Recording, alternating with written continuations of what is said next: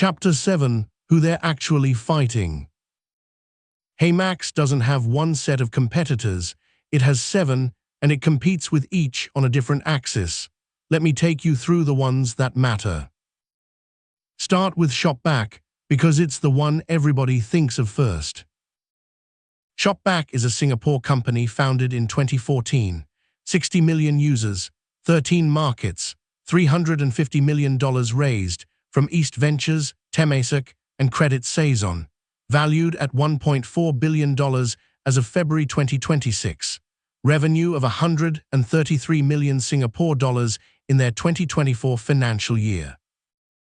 And notably, they became adjusted EBITDA profitable for 3 consecutive quarters in 2025, after cutting 24% of their staff. So ShopBack is 16 times HeyMax's revenue and 400 times its users.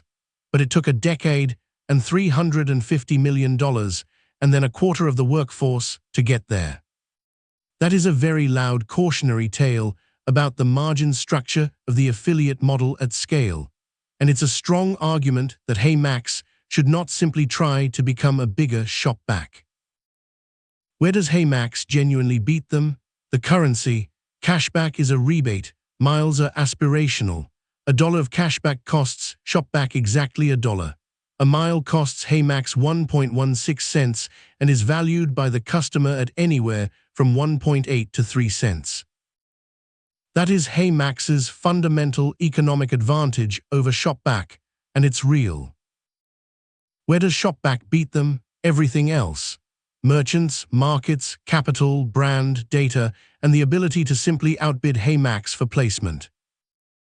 They coexist today because Singaporean shoppers treat them as complements.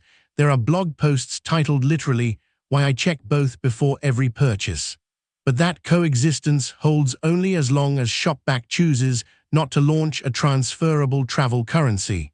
It could. It has the money and the merchants. The only thing it lacks is airline transfer partnerships, and it could buy those from a vendor in a quarter. Which brings me to the second competitor, and this is the awkward one: Ascender. Ascender is a Singapore company, founded 2013, that sells loyalty infrastructure to banks, points transfer networks, redemption, program management. Very established, very embedded with financial institutions. Ascender also powers most of HeyMax's points transfers.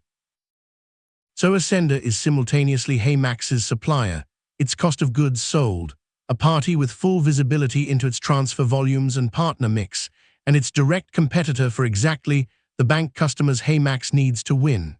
Every time HeyMax pitches a bank, that bank's alternative is often its own vendor's product, sold by a company with 10 more years of relationships. Ascender's own revenue declined about 6% in 2024, which makes it more likely, not less, to defend its accounts aggressively. The strategic conclusion here is completely unambiguous, and it's one of my central recommendations. HeyMax has to contract airlines and hotels directly and reduce Ascender to a fallback for the long tail. Every point of margin recovered there drops straight to gross profit. And notice the 2026 editions of Flying Blue, Japan Airlines, Asia Miles, EVA Air, Philippine Airlines, and Radisson all look exactly like that migration already happening. Third, Chris Plus, Singapore Airlines lifestyle app. This is the incumbent HeyMax was built against, and right now it's making HeyMax's argument for it. In July 2025, Chris Plus cut earn rates at more than 250 merchants. It's closed loop, you can only get KrisFlyer miles. HeyMax's open loop, multi-airline proposition is straightforwardly better for anyone who isn't a Singapore Airlines loyalist. The caveat: Singapore Airlines owns * the redemption. If SIA ever restricted third-party transfers into KrisFlyer or shut off the award availability data that HeyMax's new award companion tool scans, that would hurt badly. It's a genuine tail risk. Fourth, and this is the one I'd worry about most if I ran HeyMax. In January 2026, Agoda and MasterCard announced a partnership that embeds Agoda's travel inventory directly into MasterCard's global redemption suite, aimed at banks across Asia-Pacific. That is HeyMax's B2B pitch, delivered by two companies with infinitely more distribution. HeyMax's answer to that has to be sharp, and it has to be loud.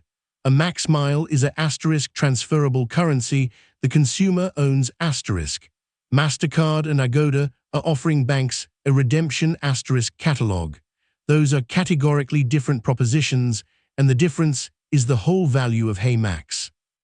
But that difference has to be articulated relentlessly, because from 10,000 feet, the two things look the same. And finally, let me tell you about the company that proves what this category can be worth. Built Rewards in New York. You earn transferable points on your rent asterisk. They've raised nearly $1 billion from General Catalyst, MasterCard, and Wells Fargo, and their last round valued them at $10.75 billion. Built didn't win by aggregating lots of small discretionary purchases. It won by owning one enormous, recurring, previously unrewarded category of spending. That's a lesson HeyMax should take very seriously, and I'll come back to it. One last point on competition, and it's the most important one. There's a concept in strategy called counterpositioning, where the incumbents can't copy you, not because they're incapable, but because copying you would destroy something they already have. Singapore Airlines cannot make KRIS Plus open loop, because letting members convert KrisFlyer miles into Cathay Pacific miles would blow up its own loyalty economics.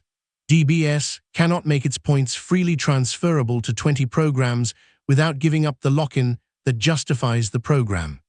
Ascender cannot build a consumer brand without competing with the banks that pay it.